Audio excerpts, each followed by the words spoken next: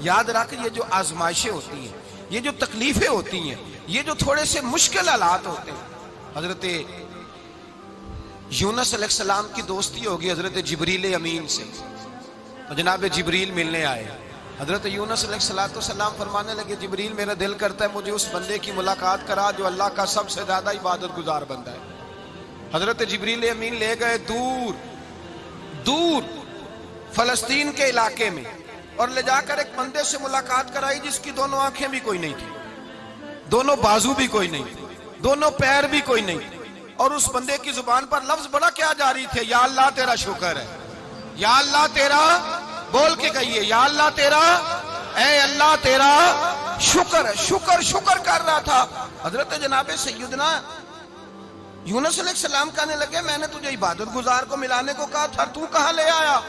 حضرت جبریل کہنے لگے یا یونس یہ ہر چیز جانے کے باوجود اپنے رب کی رضا پہ راضی ہے، اس وقت دنیا میں نبیوں کے بعد جس سے اللہ سب سے زیادہ پیار کر رہا ہے وہ یہی بندہ ہے، یہ اپنے رب کی رضا پہ راضی ہے۔ اے تن میرا کنگی ہووے تے میں زلف سجن دی باواں، تے پوش میرے دی جتی بن جائے تے میں یار دی قدمی آواں، مارو مارو مینو مار مکاؤ کوئی عذر نہ پیش لے آواں، تے جے سونا ہی میرے دکھ وچ راضی، جے سونا ہی میرے دکھ وچ راضی، جے سونا ہی میرے دکھ وچ راضی تے میں سکھ نو چلے ڈاواں، مالک جب اس حال میں راضی ہے تو بس ٹھیک ہو گیا، ٹھیک ہو گیا۔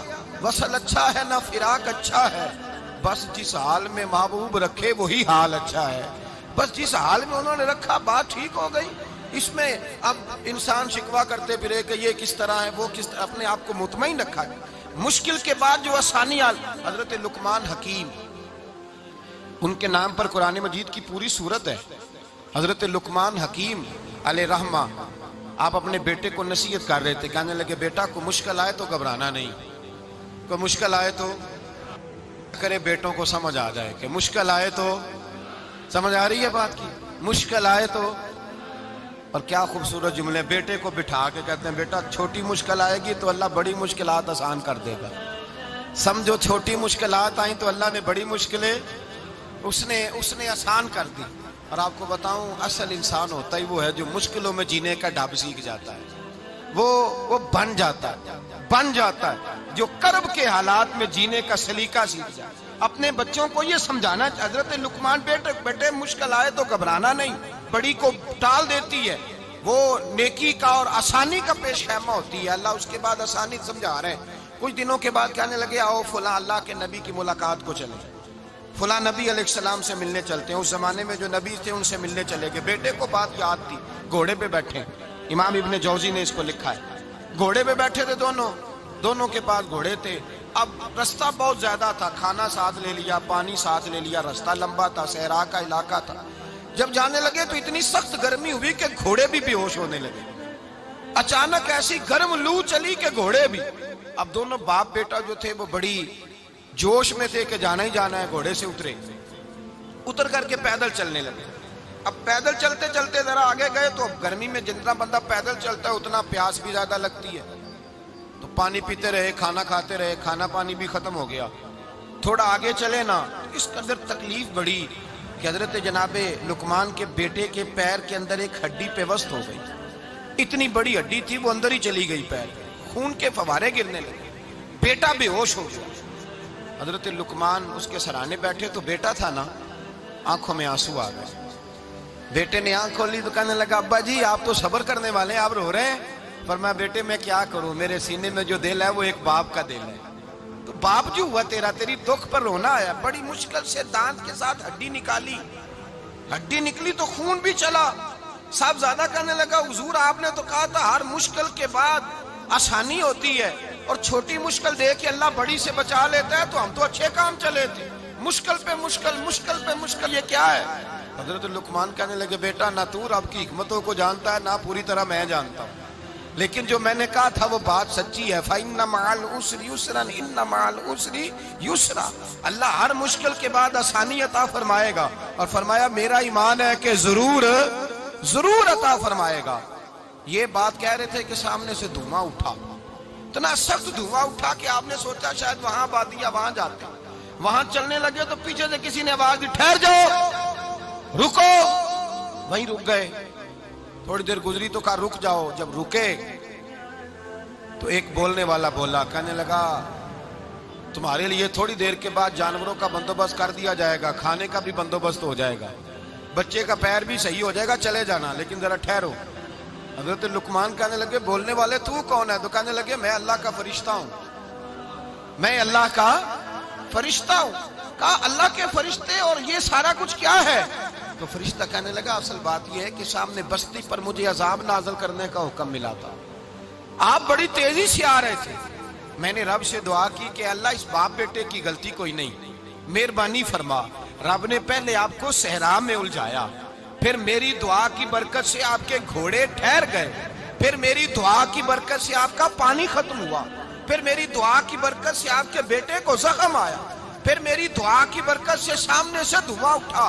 فرمایا یہ جو تمہیں مشکل پہ مشکل آ رہی تھی، یہ تو میرا رب تمہیں عذاب سے بچانا چاہ رہا تھا.